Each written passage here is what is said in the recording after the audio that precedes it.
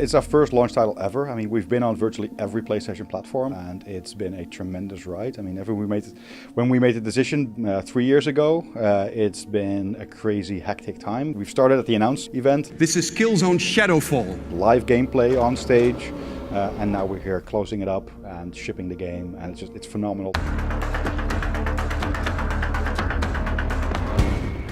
When we first were dealing with the specs, kind of going, okay, so what are we going to do with this? Where are we heading? What will constitute kind of a next-gen game?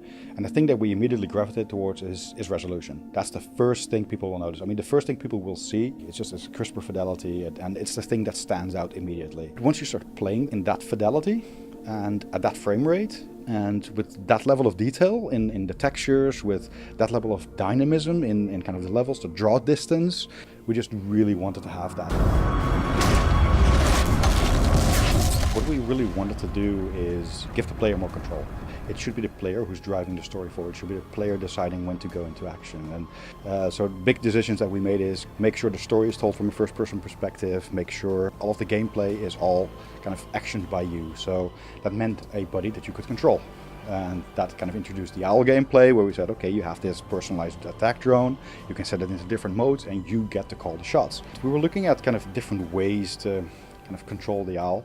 But then the controller showed up with his touchpad, and we kind of thought, this could work. This is really nice. It feels intuitive, it's very responsive, it's very fast. So we gravitated towards that one, and it's been with us ever since. It was Vecton treachery and aggression that led to the slaughter of 1 billion Hellcast lives. Multiplayer is really important that you get the nuances right. Because it's a game that people are going to play over and over and over. So we said we want the player to be in control, we want to empower the player to make the choices and say, this is how I want to enjoy the game. So who are we to say, oh no, that's not what the game's about, we don't want you to play that. If that's what they want to create and that's what they enjoy playing, let them make that. And that's really where kind of the custom war zones came from as well, where we give them all of these options, all of these maps, and we make sure that we stay on kind of the community and onto the game after launch. We've got a whole team back home that's dedicated to post-launch support. They're going to not only be creating content, we've got all of the multiplayer maps, and they're going to be free of charge. Everybody can download them.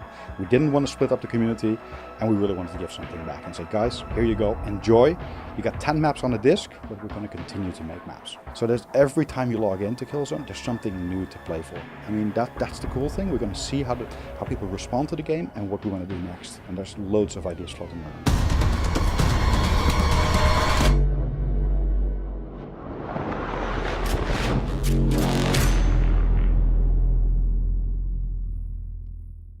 PlayStation